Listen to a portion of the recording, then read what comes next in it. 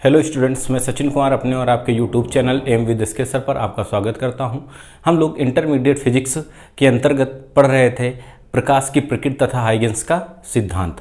आज हम लोग इस चैप्टर के कुछ आगे बढ़ते हैं और शुरुआत करते हैं इस चैप्टर का के अन्य महत्वपूर्ण टॉपिक पर। तो सबसे पहला टॉपिक आज का है तरंगाग्र।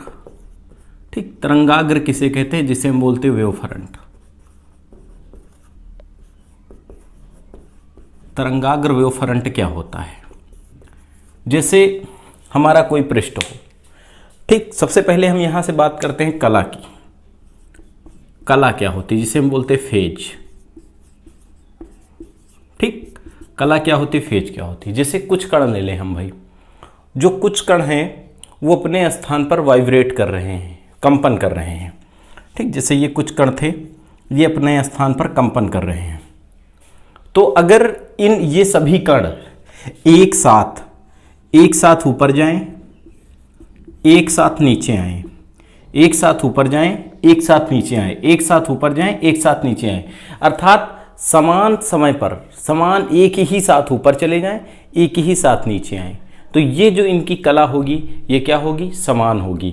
और कहीं अगर ऐसा है एक ऊपर जा रहा है एक नीचे आ रहा है, एक ऊपर जा रहा है एक नीचे, तो ये कलाएं कहलाती विपरीत। ठीक, तो कला का मतलब क्या होता है? जैसे कुछ कण वाइब्रेट करते हैं तो वो एक साथ ऊपर जाएं, एक साथ नीचे आए, एक साथ ऊपर जाएं, एक साथ नीचे आए, तो ये जो कला होती है इस कला को हम क्या बोलते हैं? समान कला बोलते हैं। ठीक है, तो तरंगाग्र क्या होता है बताया गया। कोई अगर पृष्ठ है, इस पृष्ठ पर स्थित माध्यम के सभी कण जो हों, माध्यम के सभी कण अगर कंपन की समान कला में होते हैं तो वह जो पृष्ठ होता है वह पृष्ठ हमारा क्या कहलाता है? तरंगाग्र कहलाता है। तरंगाग्र क्या होता है? किसी माध्यम में खींचा गया वह काल्पनिक पृष्ठ जिस पर स्थित माध्यम के सभी कण जो होते हैं कंपन की समान कला में होते हैं, वो हमारा क्या कहलाता है? तरंगाग्र कहलाता है। ठीक, किसी सममांग माध्यम में तरंगाग्र की जो दिशा होती है वो तरंग संचरण की दिशा के अभिलंबवत होती है। ठीक, किसी माध्यम में जो तरंगाग्र की दिशा होगी वो सदैव तरंग संचरण की दिशा के अभिलंबवत अर्थात उससे 90 डिग्री का कोण बनाते हुए होगी। ठीक है, तो तरंगाग्र के बारे में आप समझ गए होंगे कि तरंगाग्र क्या होता है कि माध्यम में खींचा गया वह काल्पनिक पृष्ठ जिस पर स्थित माध्यम के सभी कण कंपन की समान कला में होते हैं, तरंगाग्र कहलाता है। ठीक, किसी माध्यम में सममांग माध्यम मतलब एक जैसा माध्यम हो, सममांग माध्यम में तरंगाग्र की जो दिशा होती है वो तरंग संचरण की दिशा के अभिलंबवत होती है। जैसे ये हमारी तरंगे संचरित हो रही हैं भाई। ठीक, ये हमारी तरंगे संचरित हो रही हैं, तो यहाँ पर अगर हम कोई काल्पनिक पृष्ठ खींच दें तो ये जो खींचा गया काल्पनिक पृष्ठ होता है यही आपका क्या कहलाता है? तरंगाग्र कहलाता है। ठीक, देखिए ये तरंग संचरण की दिशा की कैसे है? अभिलंबवत है। ठीक, लंबवत है, इनके साथ कितने डिग्री कोण बना रहा है? 90 डिग्री कोण बना रहा है, तो ये इसका क्या कहलाएगा? तरंगाग्र कहलाएगा। जैसे ये तरंगे हमारी संचरित हो रही हैं, ठीक, इस पर हम कोई अभिलंबवत पृष्ठ खींच दें तो ये खींचा गया अभिलंबवत पृष्ठ इसका क्या कहलाएगा? तरंगाग्र कहलाएगा। बात समझ में आई भाई? तो जो तरंगाग्र होते हैं वो मुख्यतः 3 प्रकार के होते हैं। तरंगाग्र के कैसे होते हैं? जो तरंगाग्र होते हैं वो 3 प्रकार के होते हैं। जैसे एक हमारा हुआ समतल तरंगाग्र। कैसा? समतल तरंगाग्र इसे बोलते हैं भाई। ठीक, जिसे बोलते हैं प्लेन वेव फ्रंट। दूसरा होता है हमारा गोलीय तरंगाग्र, और तीसरा हमारा होता है बेलनाकार तरंगाग्र। ठीक, तो हमारे जो तरंगाग्र होते हैं वो 3 प्रकार के होते हैं। एक होता है हमारा समतल तरंगाग्र, दूसरा होता है हमारा गोलीय तरंगाग्र, और तीसरा होता है हमारा बेलनाकार तरंगाग्र। तो सबसे पहले हम बात करते हैं समतल तरंगाग्र की। बस थोड़ा थोड़ा सा हमें इसमें पढ़ना है कि समतल तरंगाग्र क्या होता है। जैसे कोई माध्यम है हमारे, उस माध्यम में हमारी तरंगे एक ही दिशा में संचरित हो रही हों। कैसे संचरित हो रही? एक ही दिशा में जा रही हूँ। अगर बाईं तरफ जैसे जा रही हैं तो बाईं तरफ, और अगर दाईं तरफ जा रही हैं तो दाईं तरफ। ठीक, तो माध्यम में जो तरंगे जा रही हों, किसी भी माध्यम में, माध्यम कोई भी हो, ठीक है, उसमें जो तरंगे जा रही हो एक ही दिशा में गति कर रही हो, सभी तरंगे। जैसे हमने कहा ये माध्यम में हमारी तरंगे संचरित हो रही हैं, ये इस तरीके से।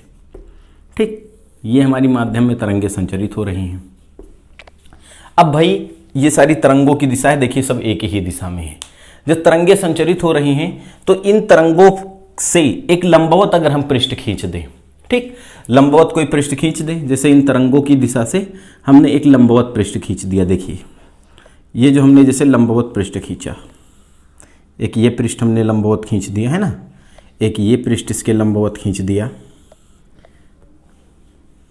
समझिए बात, ठीक, ये लंबवत खींच दिया, एक आके यहाँ से खींच दिया लंबवत। तो ये जो तरंगे होती हैं भाई, देखिए समान कला में जा रही, समान कला में जाती, वो समान चाल से चलती हैं। कैसे? समान चाल से चलती हैं। तो देखिए ये सभी तरंगे जो हैं, अब जैसे यहाँ से देखा जाए ये सब समान चाल से चलती हैं, तो ये जो समतल तरंगाग्र होगा इन तरंगों से समान दूरी पर स्थित होगा कि नहीं होगा?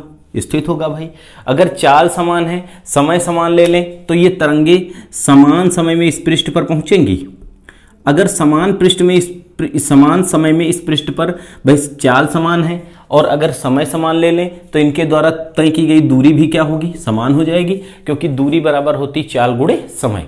चाल और समय पर निर्भर करती है, जब दोनों चीजें समान है तो दूरी भी समान हो जाएगी। तो ये समान समय में इस माध्यम पर पहुंचेंगी।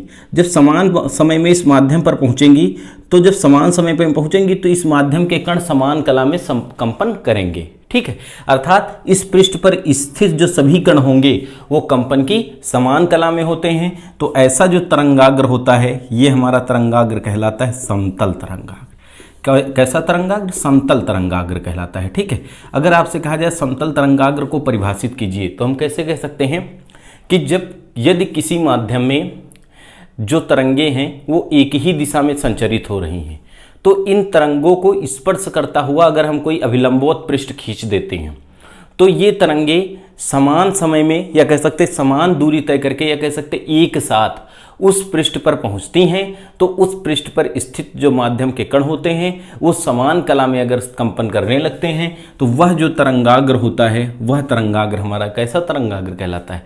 समतल तरंगाग्र कहलाता है। क्लियर? तो समतल तरंगाग्र क्या होगा कि यदि तरंगे जो होती हैं एक ही दिशा में संचरित होती हैं, तो इन तरंगों को स्पर्श करता हुआ कोई अगर हम अभिलंबवत पृष्ठ खींच देते हैं, तो ये खींचे गया जो अभिलंबवत पृष्ठ है इस पर ये तरंगे समान ये एक साथ पहुंचती हैं, जिसके कारण इस पर स्थित माध्यम के सभी कण एक समान कला में कंपन करते हैं, और यह जो तरंगाग्र होता है कैसा तरंगाग्र कहलाता है? समतल तरंगाग्र। ठीक है, अब गोली तरंगाग्र की बात करते हैं भाई। जैसे हमारा कोई बिंदु स्रोत है, बिंदु स्रोत का मतलब है ये हमारा प्रकाश स्रोत है। ठीक, इससे जो तरंगे निकलेंगे इधर भी जाएंगे। ठीक है, देखिए भाई, इससे जो तरंगे निकलेंगी इधर भी जाएंगी, इससे जो तरंगे निकलेंगी इधर भी जाएंगी, इससे जो तरंगे निकलेंगी इधर भी जाएंगी। ठीक, सभी दिशाओं में जो बिंदु स्रोत हम ले लें, एक जो बिंदु हमारा स्रोत है, इस बिंदु स्रोत से जो तरंगे निकल रही हैं वो सभी दिशाओं में जा रही हैं। ठीक है, अब हम क्या करें भाई, यहां से हम एक प्रकार ले लें और प्रकार में कुछ दूरी लेकर अगर हम चाप लगा दें ऐसे, ठीक, ऐसे क्या करें? चाप लगा दें भाई। तो देखिए ये जो परिधि का प्रत्येक बिंदु होगा, समझिए आप हमारी बात, अगर माध्यम समान है तो प्रकाश की चाल समान होगी, माध्यम समान है तो प्रकाश की चाल समान होगी, और अगर हम समय समान ले लें तो इन तरंगों द्वारा तय की गई दूरी भी क्या होगी? समान होगी। अर्थात ये सभी तरंगे यहाँ से निकलेंगी और ये सभी तरंगे निकलकर एक साथ इस पृष्ठ पर पहुँचेंगी, एक साथ इस पृष्ठ पर पहुंचेंगी। तो जब एक साथ इस पृष्ठ पर पहुंचेंगी तो इस पृष्ठ पर स्थित जो सभी कण होंगे वो किस कला में होंगे? समान भाई, एक साथ पहुंचती हैं, समान समय में समान दूरी तय करके पहुंचती हैं, तो इस के जो सभी कण होंगे वो क्या करेंगे? एक साथ कंपन करने लगेंगे। भाई जैसे यहाँ से हम कह दें 4 लोगों को दौड़ाना है, एक हमने उसके चारों ओर वृत्ताकार जाल बांध दिया, ठीक, और हमने कहा सब लोगों को समान चाल से चलना है। तो अगर चाल समान हो गई तो समय अगर हम कहते समान ले लें तो दूरी भी क्या हो जाएगी? समान। तो ये चारों लोग एक साथ जो है इस पर पहुंचेंगे, जब पहुंचेंगे एक साथ चारों भागों को हिला देंगे, है ना। तो इस पर स्थित सभी कण क्या होंगे? इस कंपन की समान कला में होंगे। तो यह जो तरंगाग्र होगा, यह तरंगाग्र कौन सा तरंगाग्र कहलाता है? गोली तरंगाग्र। तो गोली तरंगाग्र क्या होता है? यदि हमारा कोई बिंदु स्रोत होता है तो उस बिंदु स्रोत से जो तरंगे निकलती हैं वो सभी दिशाओं में संचरित होती हैं। यदि इस तरंगाग्र को, इस बिंदु स्रोत को हम केंद्र मानकर एक पृष्ठ खींच दें, एक गोली पृष्ठ खींच दें, तो ये बिंदु स्रोत से निकलने वाली जो सभी तरंगे होंगी वो एक साथ इस गोली पृष्ठ पर पहुंचेंगी। तो एक साथ जब पहुंचेंगी तो गोली पृष्ठ पर स्थित प्रत्येक माध्यम का जो कण होगा वो समान कला में कंपन करेगा। तो ऐसा जो तरंगाग्र होता है वो हमारा तरंगाग्र गोली तरंगाग्र कहलाता है। ठीक है, फिर हम बात करते हैं बेलनाकार तरंगाग्र की। बस इसमें क्या कहा गया, अगर आपका कोई जो हो प्रकाश स्रोत एक रेखीय हो, ऐसे हो, एक रेखीय हो, तो यहां से जो तरंगे निकलेंगी वो एक ही दिशा में जाएंगी भाई। ठीक, ऐसे जाएंगी। तो कहा गया यदि इसको हम पृष्ठ मानकर, ठीक, एक बेलनाकार पृष्ठ बना दें ऐसे, तो एक बेलनाकार पृष्ठ अगर बना दें तो इस पर स्थित जो सभी माध्यम के कण होंगे वो एक समान कला में होंगे।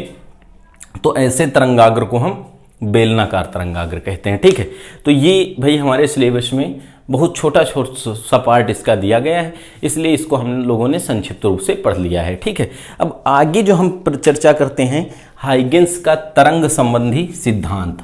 जो हाइगेंस साहब थे इन्होंने एक तरंग सिद्धांत दिया था। इससे पहले भाई जो तरंग की बात है सन 1668 की बात है समथिंग, है ना, सन 1664 ईस्वी या 68 की बात है।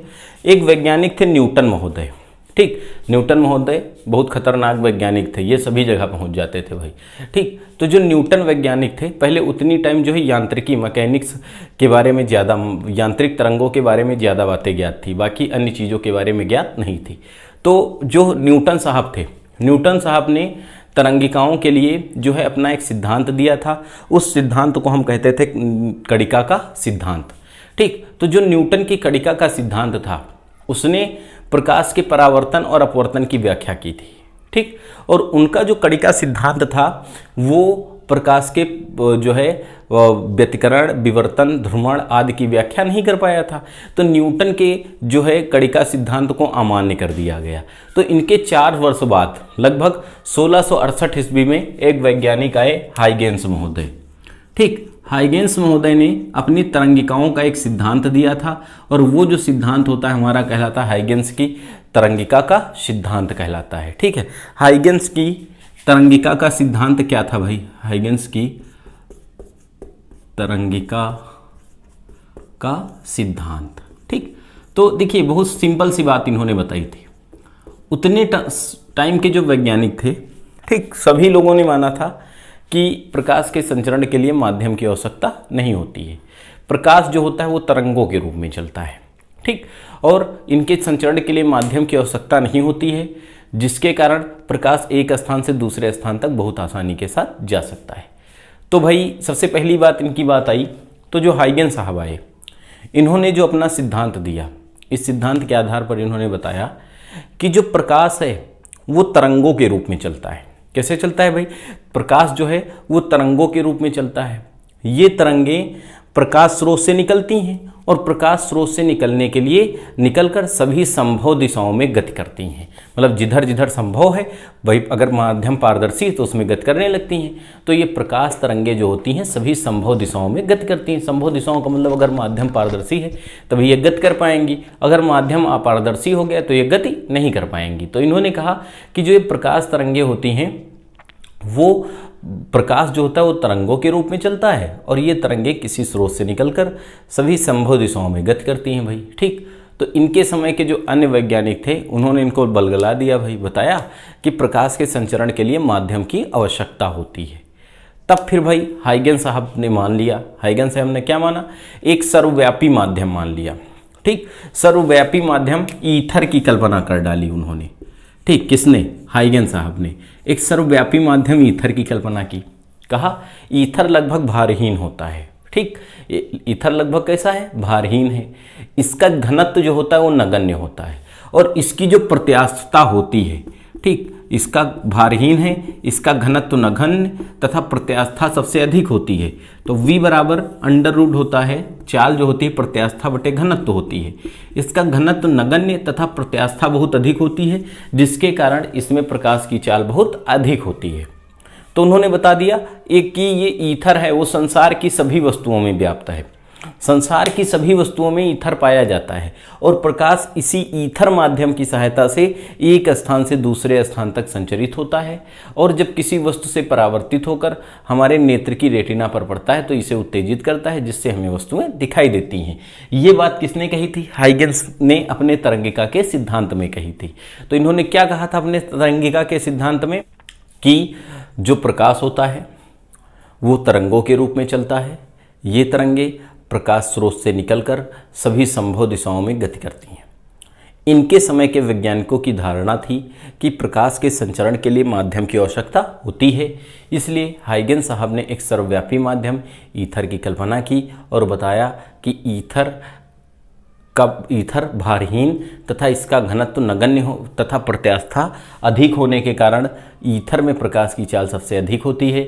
इसलिए यह जो ईथर है संसार की सभी वस्तुओं में व्याप्त है और प्रकाश इसी ईथर में प्रवेश करके इसी ईथर माध्यम की सहायता से एक स्थान से दूसरे स्थान तक गति करता है और जब किसी वस्तु से परावर्तित होकर हमारे आँख की रेटिना पर पड़ता है तो उसे उत्तेजित कर देता है, जिससे हमें वस्तुएं दिखाई देती हैं। ठीक है, ये हाइगेंस का जो था तरंगिका का सिद्धांत था। उसके बाद भाई जो है हाइगेंस ने एक और सिद्धांत दिया, वो था द्वितीयक तरंगिका का सिद्धांत। अगर क्वेश्चन आता है हाइगेंस का तरंग सिद्धांत बताइए तो आप ये लिखेंगे। ठीक, अगर हाइगेंस की द्वितीयक तरंगिका का सिद्धांत आएगा तो वो दूसरा है। ठीक, उसकी कुछ बातें हैं उनको हम लोग पढ़ेंगे अभी भाई। ठीक है, हाइगेंस की द्वितीयक तरंगिका का सिद्धांत, और इसी तरंगिका के सिद्धांत पर उन्होंने प्रकाश के परावर्तन और अपवर्तन की व्याख्या की थी भाई। हाइगेंस की द्वितीयक तरंगिका का सिद्धांत। ठीक, अब भाई देखिए हाइगेंस की द्वितीयक तरंगिका का सिद्धांत क्या था। जो हाइगेंस महोदय थे, ठीक, इन्होंने किसी माध्यम में प्रकाश के संचरण की व्याख्या करने के लिए अपना एक सिद्धांत दिया था और उस सिद्धांत को हम कहते हैं हाइगेंस की द्वितीयक तरंगिका का सिद्धांत। और इस सिद्धांत की कुछ बातें जो हैं परिकल्पनाएं निम्नलिखित हैं बताई थी। ठीक है, तो हाइगेंस की द्वितीयक तरंगिका का सिद्धांत किस लिए दिया गया था अगर पूछा जाए तो आप क्या कहोगे कि किसी माध्यम में तरंग संचरण की व्याख्या करने के लिए, किसी माध्यम में तरंग संचरण की व्याख्या करने के लिए हाइगेंस महोदय ने एक सिद्धांत दिया था और इस सिद्धांत को हम कहते हैं हाइगेंस की द्वितीयक तरंगिका का सिद्धांत। इस सिद्धांत की प्रमुख परिकल्पनाएं थी। जैसे पहली परिकल्पना क्या थी, इन्होंने कहा था भाई पहली परिकल्पना में कि यदि किसी माध्यम में, ठीक, हम तरंगे संचरित करते हैं, यदि किसी माध्यम में तरंगे संचरित करते हैं तो माध्यम के जो कण होते हैं वो कंपन करने लगते हैं। मतलब कंपन करने का मतलब वाइब्रेट, अपने स्थान पर हिलने डुलने लगते हैं। यदि किसी माध्यम में हम तरंगे संचरित करते हैं तो माध्यम के जो कण होते हैं वो कंपन करने लगते हैं। ठीक, फिर बताया कि यदि माध्यम में स्थित किसी पृष्ठ पर सभी कण जो हों वो कंपन की समान कला में हों, सभी कण जो हों वो कंपन की समान कला में हों तो वह जो होता है क्या कहलाता है, तरंगाग्र कहलाता है। तो पहली बात जो इनके सिद्धांत में थी वो तरंगाग्र की परिभाषा ही आप लिख सकते हो। ठीक है, तो पहली बात इन्होंने क्या बताई थी अपने सिद्धांत की, जो फर्स्ट बात थी उसमें इन्होंने बताया, पहला नियम इन्होंने क्या दिया कि जब हम किसी माध्यम में तरंगे संचरित करते हैं तो माध्यम के जो कण होते हैं वो कंपन करने लगते हैं। माध्यम के कण क्या करते हैं, कंपन करने लगते हैं। यदि इस माध्यम में या इस पृष्ठ पर हम इस माध्यम में अगर हम कोई काल्पनिक पृष्ठ खींच दें तो इस काल्पनिक पृष्ठ पर यदि माध्यम के सभी कण कंपन की समान कला में होंगे तो वो क्या कहलाएगा, तरंगाग्र कहलाएगा। ठीक, ये पहली बात हुई। दूसरी बात इन्होंने क्या बताई भाई, दूसरी बात बताई कि जो प्रत्येक कंपन, जो माध्यम का कण कंपन कर रहा था, ठीक, वो कंपन करता हुआ जो कण है वो एक नए तरंग स्रोत की भांति व्यवहार करेगा। इन्होंने बताया कि जो प्रत्येक माध्यम में कंपन कर रहा है कण वो एक नए तरंग स्रोत की भांति व्यवहार करता है और उससे तरंगिकाएं निकलती हैं। ठीक, पहले किससे निकलती थी, प्रकाश स्रोत से निकलती थी। ठीक, अब क्या हुआ, जो माध्यम का कण कंपन कर रहा था अब उससे तरंगिकाएं निकलेंगी। अब इससे जो तरंगिकाएं निकलेंगी उनको हम, अर्थात माध्यम के कण से जो तरंगिकाएं निकलेंगी उन तरंगिकाओं को हम कहेंगे द्वितीयक तरंगिकाएं। कौन सी? द्वितीयक तरंगिकाएं। तो क्वेश्चन पूछा जा सकता है आपसे, द्वितीयक तरंगिका किसे कहते हैं? तो जो माध्यम का कण जो होता है जब वो कंपन करता है तो उससे जो तरंगिकाएं निकलती हैं उन तरंगिकाओं को द्वितीयक तरंगिका कहते हैं। ठीक, और ये तरंगिकाएं बताया उन्होंने कि ये जो तरंगिकाएं होती हैं माध्यम में प्राथमिक तरंगिकाओं के ही चाल से चलती हैं, अर्थात द्वितीयक तरंगिकाओं का जो वेग होता है वो प्राथमिक तरंगिकाओं के वेग के बराबर होता है। ठीक है, तो दूसरे नियम में इन्होंने क्या बताया, कैसे लिखेंगे कि प्रत्येक कंपन करता हुआ जो माध्यम का कण होता है वो एक नए तरंग स्रोत की भांति व्यवहार करता है जिससे हमारी द्वितीयक तरंगिकाएं निकलती हैं। जिससे जो तरंगिकाएं निकलती हैं उन्हें हम द्वितीयक तरंगिकाएं कहते हैं, और ये द्वितीयक तरंगिकाएं माध्यम में प्राथमिक तरंगिकाओं के वेग से संचरित होती हैं।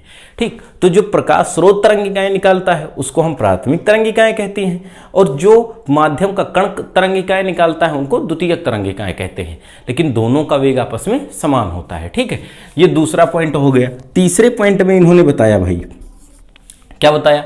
तीसरे पॉइंट की जब इन्होंने बात की तो बताया भाई कि अगर ये माध्यम का जो कण है, ठीक है, ये माध्यम का कण जो है वो अगर द्वितीयक तरंगिकाएं निकाल रहा है, ठीक, और वो माध्यम में प्राथमिक तरंगिकाओं के वेग से बढ़ रही हैं, तो अगर प्राथमिक तरंगिकाओं के वेग से बढ़ रही हैं तो अगर इन तरंगिकाओं को स्पर्श करता हुआ हम कोई पृष्ठ खींच दें, स्पर्श करता हुआ क्या करें, कोई पृष्ठ खींच दें, तो यह जो पृष्ठ होता है एक नए तरंगाग्र को प्रदर्शित करता है। क्या करता है? एक नए तरंगाग्र को प्रदर्शित करता है। समझिए बात, इन्होंने क्या बताया कि जैसे ये हमारा प्रकाश स्रोत था, ठीक, ये प्रकाश स्रोत है, बिंदु स्रोत है, कैसा है? गोलाकार है।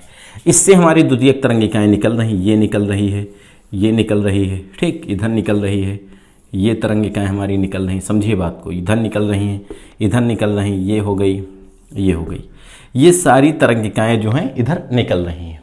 ठीक, इन्होंने क्या बताया भाई? अब देखिए ये कैसा था? गोलाकार। अब इन्होंने कहा ये सभी तरंगिकाएं निकल रही हैं। अब ये द्वितीयक, ये जो है प्रकाश स्रोत से तरंगिकाएं निकल रही हैं। अगर माध्यम समान है तरंगों की चाल भी क्या होगी? समान होगी। ठीक, अगर इन तरंगों द्वारा हम तय की गई दूरी निकाल लें, समान समय में निकाल लें, समय हम कितना ले लें? टी ले लें। चाल आपकी वी थी, दूरी, समय आपका टी है, तो दूरी निकाल लें, तो दूरी बराबर कितना हो जाएगा? चाल गुणे समय से, अर्थात चाल गुणे समय से। चाल हमारी वी है, समय टी है, तो दूरी हमारी कितनी हो जाएगी? We T. दूरी भैया कितनी होगी? We T. अब यहाँ से हम एक प्रकार लें और प्रकार में हम वी टी दूरी ले लें, और वी टी दूरी लेकर हम एक चाप लगा दें भाई। क्या करें? एक चाप लगा दें। ठीक, तो वी टी दूरी लेकर भैया ये देखो हमने चाप लगाया। ठीक, अब हमारा चाप भाई बिना प्रकार के है, तो देखो भाई पहला तरंगाग्र कैसा था? गोलाकार। दूसरा तरंगाग्र बना वो भी, अब देखिए जब ये हमने काल्पनिक पृष्ठ खींचा तो समझिए बात, यहां पर अब दूरी समान, चाल समान, तो जितनी भी तरंगें पहुंचेंगी वो एक साथ इस माध्यम में पहुंचेंगी, वो एक साथ इस पृष्ठ पर पहुंचेंगी, काल्पनिक पृष्ठ पर।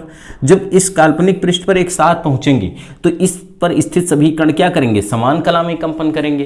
तो ये क्या करेगा? जब कंपन समान कला में होगा तो इसे क्या कहते हो? तरंगाग्र ही तो कहते हो। अब देखो पहला कैसा था? गोलाकार, तो दूसरा भी कैसा बन गया? गोलाकार बन गया। ठीक, तो तीसरे पॉइंट में इन्होंने क्या बताया कि अगर इन कंपन करते हुए कणों को, यह कहा इन्होंने कि यदि इन द्वितीयक तरंगिकाओं को स्पर्श करता हुआ हम कोई पृष्ठ खींच दें तो यह खींचा गया जो पृष्ठ होता है वो एक नए तरंगाग्र को प्रदर्शित करता है। ठीक है, तो द्वितीयक तरंगिका के, हाइगेंस की द्वितीयक तरंगिका का सिद्धांत क्या था? इसकी 3 परिकल्पनाएं हमने आपको बताई, और इसको हम लिखेंगे कैसे? तो कैसे लिखेंगे भाई? बताया गया, हाइगेंस ने किसी माध्यम में तरंग संचरण की व्याख्या करने के लिए अपना एक सिद्धांत दिया था, और उस सिद्धांत को हम हाइगेंस की द्वितीयक तरंगिका का सिद्धांत कहते हैं। इस सिद्धांत की प्रमुख परिकल्पनाएं निम्नलिखित हैं। पहली परिकल्पना क्या थी कि जब किसी माध्यम में हम तरंगे संचरित करते हैं तो माध्यम के कण कंपन करने लगते हैं। ठीक, यदि इस पर हम कोई काल्पनिक पृष्ठ खींच दें तो इस खींचे गए काल्पनिक पृष्ठ पर यदि स्थित माध्यम का प्रत्येक कण कंपन की समान कला में होता है तो यह क्या कहलाता है? तरंगाग्र कहलाता है। ठीक, पहला पॉइंट हो गया।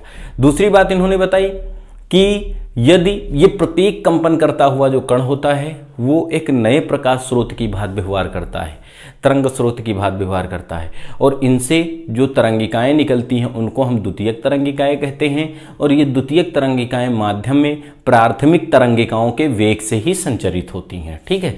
तीसरा पॉइंट इन्होंने बताया कि यदि इन द्वितीयक तरंगिकाओं को स्पर्श करता हुआ हम कोई पृष्ठ खींच दें, इन द्वितीयक तरंगिकाओं को स्पर्श करता हुआ अगर हम कोई पृष्ठ खींच देते हैं तो यह खींचा गया जो पृष्ठ होता है एक नए तरंग स्रोत को प्रदर्शित करता है या नए तरंगाग्र को प्रदर्शित करता है। ठीक, ये हाइगेन साहब की द्वितीयक तरंगिका का सिद्धांत था। और हाइगेन साहब की द्वितीयक तरंगिका का सिद्धांत जो था भाई, उसने कुछ सफलताएं हासिल की। भाई जब इसने कुछ सफलता हासिल की तो कुछ विफलता भी मिली होगी, और जब विफलता मिली तो अमान्य। जैसे इनकी सफलता क्या थी? ठीक, सफलताओं की बात करें तो इनकी सफलता क्या थी? जो हाइगेन्स की द्वितीयक तरंगिका का सिद्धांत था उसने प्रकाश के परावर्तन, किसकी? प्रकाश के परावर्तन, ठीक, अपवर्तन, व्यतिकरण, ठीक, और विवर्तन की व्याख्या कर सका था। ठीक, जो हाइगेन्स की द्वितीयक तरंगिका का सिद्धांत था उसने उसकी सहायता से प्रकाश के परावर्तन, अपवर्तन, व्यतिकरण और विवर्तन की व्याख्या की जा सकी। भाई इसका रीजन था भाई, क्यों की जा सकी? क्योंकि इन्होंने प्रकाश की प्रकृति को अनुदैर्ध्य माना था। क्या माना था? अनुदैर्ध्य, बताया था आपको। ठीक, ये सफलताएं थी, की जा सकती थी या की जा सकी। ठीक, इनके सिद्धांत की सफलताएं क्या थी? हाइगेन्स की द्वितीयक तरंगिका का जो सिद्धांत था उसने प्रकाश के परावर्तन, अपवर्तन, व्यतिकरण और विवर्तन की व्याख्या की। लेकिन आप विफलता की बात करते हैं भाई, कुछ में सफलता होती है तो कुछ में विफलता भी होती है। इनके सिद्धांत की विफलताएं क्या थी? पहली विफलता क्या थी भाई? बात समझो। पहली विफलता थी कि एक वैज्ञानिक आ गए, माइकलसन मोर्ले साहब। ठीक, माइकलसन मोर्ले, इनका नाम अच्छा था, माइकलसन मोर्ले साहब। इन्होंने इनके सर्वव्यापी माध्यम ईथर की कल्पना को गलत मान लिया। ठीक, माइकलसन मोर्ले ने सर्वव्यापी माध्यम जो ईथर था, ईथर की कल्पना को गलत माना भाई। ठीक, इन्होंने जो सर्वव्यापी माध्यम था ईथर की कल्पना को गलत माना कि ये गलत है। ठीक, तो एक तो विफलता यह हो गई कि माइकलसन मोर्ले ने सर्वव्यापी माध्यम ईथर की कल्पना को गलत माना, और इनका जो सिद्धांत था वो प्रकाश के ध्रुवण की व्याख्या नहीं कर पाया। किसकी? प्रकाश के ध्रुवण की व्याख्या नहीं कर पाया भाई। क्यों नहीं कर पाया? इसका भी रीजन है। इसलिए नहीं कर पाया क्योंकि जो ध्रुवण है वो प्रकाश की अनुप्रस्थ प्रकृति का गुण है। किसका? अनुप्रस्थ। और इन्होंने प्रकाश की प्रकृति को क्या माना था? अनुदैर्ध्य। ठीक, तो जो हाइगेन साहब थे, अगर निष्कर्ष पूछा जाए कि हाइगेन साहब का जो तरंग का सिद्धांत था वो ध्रुवण की व्याख्या क्यों नहीं कर पाया, तो क्यों नहीं कर पाया? क्योंकि हाइगेन साहब ने प्रकाश की प्रकृति, तरंग प्रकृति को अनुदैर्ध्य माना था। इन्होंने कहा था कि प्रकाश तरंगें हमारी अनुदैर्ध्य तरंगें हैं, और इस अनुदैर्ध्य तरंगों के आधार पर इन्होंने परावर्तन की व्याख्या की, अपवर्तन की व्याख्या की, व्यतिकरण की व्याख्या की और विवर्तन की व्याख्या की। लेकिन जैसे ही इनका जो सिद्धांत था वो ध्रुवण की व्याख्या करने लगा तो वो ध्रुवण की व्याख्या नहीं कर पाया। ठीक, इसलिए इनके सिद्धांत को अमान्य माना गया था। जब तक इन्होंने सिद्धांत दिया था, ये सिद्धांत दिया था, तब तक प्रकाश की प्रकृति को अनुप्रस्थ अनुदैर्ध्य माना गया था। लेकिन इनके गुजरने के बाद एक वैज्ञानिक फ्रेनल महोदय आए, उन्होंने फिर प्रकाश पर कुछ रिसर्च किए। उस रिसर्च के दौरान उन्होंने प्रकाश की प्रकृति को अनुप्रस्थ माना। ये अनुदैर्ध्य माने थे, वो क्या माने? अनुप्रस्थ माने। उन्होंने जब प्रकाश की प्रकृति को अनुप्रस्थ माना तो उन्होंने व्यतिकरण की व्याख्या की, विवर्तन की व्याख्या की, परावर्तन की व्याख्या की, अपवर्तन की व्याख्या की, और अनुप्रस्थ प्रकृति के आधार पर प्रकाश के ध्रुवण की भी व्याख्या कर डाली। ठीक, तो अनुप्रस्थ प्रकृति जो थी वो प्रकाश के ध्रुवण की व्याख्या हो गई उसकी सहायता से। तब जो है मान लिया गया भाई कि जो प्रकाश की प्रकृति होती है वो अनुप्रस्थ होती है और प्रकाश तरंगें जो हैं वो अनुप्रस्थ होती हैं। ठीक है, ये क्वेश्चन काफ़ी एग्जामों में पूछा जाता है कि प्रकाश तरंगों की प्रकृति कैसे होती है। तो देखिए भैया, जो प्रकाश तरंगें होती हैं वो अनुप्रस्थ होती हैं। ठीक है, प्रकाश तरंगें कैसी हैं? अनुप्रस्थ। अगर यहीं से क्वेश्चन और पूछा जाता है, प्रकाश तरंगें कैसी हैं? अनुप्रस्थ हैं। ठीक, अनुप्रस्थ। और यहीं से एक बात और, ध्वनि तरंगों की बात की जाए भाई, कौन सी? ध्वनि। तो ध्वनि तरंगें जो होती हैं वो अनुदैर्ध्य होती हैं। ध्वनि तरंगे कैसी तरंगे? अनुदैर्ध्य तरंगे हैं भैया, ये ध्यान रखना। ठीक, ध्वनि तरंगे कैसी हैं? अनुदैर्ध्य तरंगे हैं। और प्रकाश तरंगे कैसी हैं? अनुप्रस्थ तरंगे हैं। ठीक, अब प्रकाश तरंगों की चाल पूछी जाए भाई कि प्रकाश तरंगों की चाल सबसे ज़्यादा किस माध्यम में होती है, तो प्रकाश तरंगों की चाल सबसे अधिक होती निर्वात में। कहाँ होती है? निर्वात में। इनकी चाल निर्वात में सबसे अधिक। उससे कम किससे होती है? निर्वात से कम गैस में होगी। ठीक, निर्वात से कम गैस में, गैसीय माध्यम में। गैसीय माध्यम से कम किस में होगी? द्रव वाले माध्यम में। और द्रव वाले माध्यम से, द्रव से कम किस में होगी? द्रव से कम होती है भैया ठोस में। ठोस में सबसे कम प्रकाश की चाल होती है। अगर कहीं पारदर्शी है तब तो प्रकाश की चाल रहेगी। अगर माध्यम कैसा है? पारदर्शी, तब तो प्रकाश की चाल रहेगी। लेकिन माध्यम कहीं अपारदर्शी हो गया। कैसा हो गया? अपारदर्शी। तो अगर अपारदर्शी माध्यम ले लिया गया तो अपारदर्शी माध्यम में जो प्रकाश की चाल हो जाएगी वो कितनी हो जाएगी? शून्य हो जाएगी। क्लियर भाई? तो अगर आपसे ये क्वेश्चन जो है विभिन्न प्रतियोगी परीक्षाओं में पूछा जाता है तो इसको आप ध्यान रखेंगे। इसी के उल्टा आते हैं, जैसे अनुदैर्ध्य तरंगे हैं, ये अब की बार जो है 2019 का जो टेट आया था, 2020 का जो टेट जूनियर लेवल का था, उसमें एक क्वेश्चन पूछा गया था कि ध्वनि तरंगे कैसी तरंगे हैं, तो ध्वनि तरंगे अनुदैर्ध्य तरंगे हैं। ठीक, और एक क्वेश्चन पूछा गया था, ये जो है 2018 का जो सुपर टेट एग्जाम हुआ था तो उसमें भी एक क्वेश्चन आया था कि ध्वनि तरंगे कैसी तरंगे हैं, तो ध्वनि तरंगे हमारी अनुदैर्ध्य तरंगे हैं। क्वेश्चन एक और आया था इसी का जो है टेट एग्जाम में कि ध्वनि तरंगों की जो चाल होती है, किसकी? ध्वनि तरंगों की चाल सबसे ज़्यादा किस माध्यम में होती है, तो उसके अपोजिट होती है। ध्वनि तरंगों की चाल सबसे अधिक होगी ठोस में, ठोस से कम होगी द्रव में, द्रव से कम होगी गैस में, और जो निर्वात होती यहाँ शून्य हो जाती है।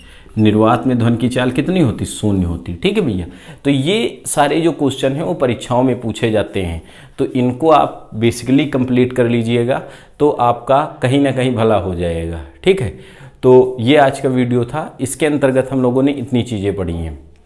अगले वीडियो में, नेक्स्ट वीडियो में हम लोग प्रकाश हाइगेंस की द्वितीयक तरंगिका के सिद्धांत के आधार पर प्रकाश के जो है परावर्तन और अपवर्तन की व्याख्या पढ़ेंगे। अगर आपको हमारा ये वीडियो पसंद आया हो तो इसे लाइक, शेयर और कमेंट करिएगा। ठीक, कुछ लोग जो है चैनल पर बने रहते हैं लेकिन वो पूरा वीडियो भी देखते हैं, सब कुछ करते हैं, लेकिन वो लाइक नहीं करते हैं। ठीक है, अगर आप वीडियो को लाइक करते हो तो इससे हम लोगों का जो मनोबल होता है वो बढ़ जाता है। ठीक, क्योंकि यहाँ पर आप लोग प्रेजेंट रहते नहीं हो।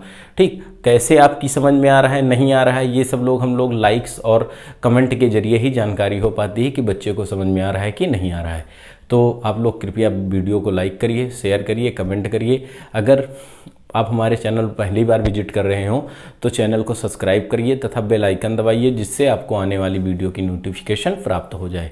धन्यवाद।